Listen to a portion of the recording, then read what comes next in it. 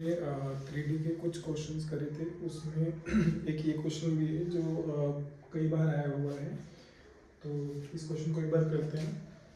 तो इससे आपको बोला हुआ है कि foot of perpendicular find out करना है एक लाइन का जो कि इस पॉइंट से पास हो रही है और वो इस लाइन के परपेंडिकुलर है।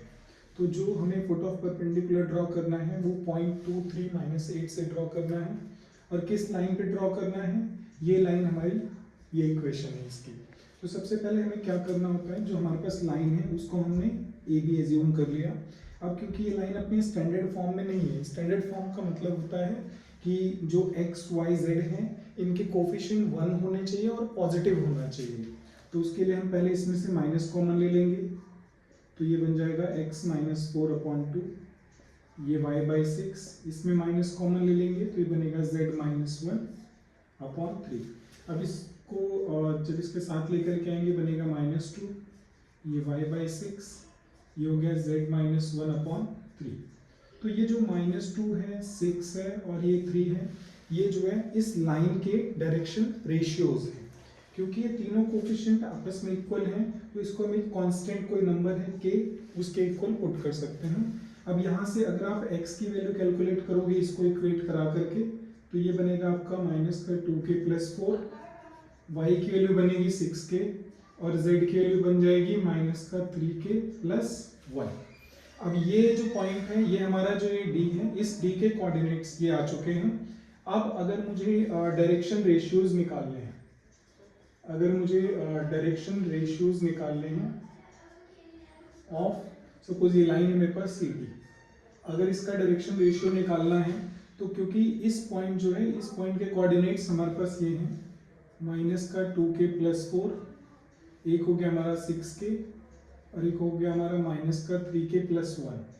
तो अगर मुझे डायरेक्शन रेशियो सी डी के निकालने हैं सिंपली आप इसमें से इसको माइनस कराओगे तो ये आपका आ जाएगा 2k + 2, कॉमा ये हो जाएगा आपका 6k - 3, ये हो जाएगा आपका -3k + 9। क्योंकि हमें पता है ये लाइन सी डी जो है ये परपेंडिकुलर है किसके, ए बी के। तो जब ऐसा होता है तो इनके जो डायरेक्शन रेशियोज होते हैं उनके प्रोडक्ट का सम 0 होना चाहिए। तो सी डी जो लाइन है उसका डायरेक्शन रेशियो हमारा ये x का है तो इसको x के डायरेक्शन रेशियो से मल्टीप्लाई कराएंगे विच इज -2, प्लस जो ये y वाला है इसको y के डायरेक्शन रेशियो से मल्टीप्लाई कराएंगे, प्लस जो ये z वाला है इसको z के डायरेक्शन रेशियो से मल्टीप्लाई कराएंगे और ये हमारा 0 होना चाहिए। अब ये बन गया आपके पास 4k -4, ये हो गया आपके पास 36k - 18, ये बन गया आपके पास 9k - 27 = 0। अब आप अगर इसको सम करोगे तो बन जाएगा 49k और इसको सम करोगे तो -49। इसका मतलब है आपके पास k की वैल्यू 1 आ चुकी है। तो अब अगर मुझे foot of perpendicular find out करना है तो उसके लिए मैं इस पॉइंट में k की वैल्यू पुट कर सकता हूं। तो अगर मैं k की वैल्यू 1 पुट करूंगा तो ये पॉइंट आएगा मेरे पास 2, ये पुट करूंगा तो 6 आएगा एंड इसमें पुट करूंगा तो ये बनेगा -2। ये तो फुट ऑफ परपेंडिकुलर हो गया। क्योंकि हमें इमेज भी फाइंड आउट करनी है, इमेज मतलब ये कोऑर्डिनेट्स फाइंड आउट करने हैं, तो हम जानते हैं लॉज ऑफ रिफ्लेक्शन से कि ये डिस्टेंस जो है इस वाले डिस्टेंस के इक्वल होनी चाहिए। तो ये पॉइंट जो है वो इसका मिड पॉइंट होना चाहिए। तो एक्चुअल में हम ये कह सकते हैं कि D is mid point of C, इसको E लिख लेते हैं, CE।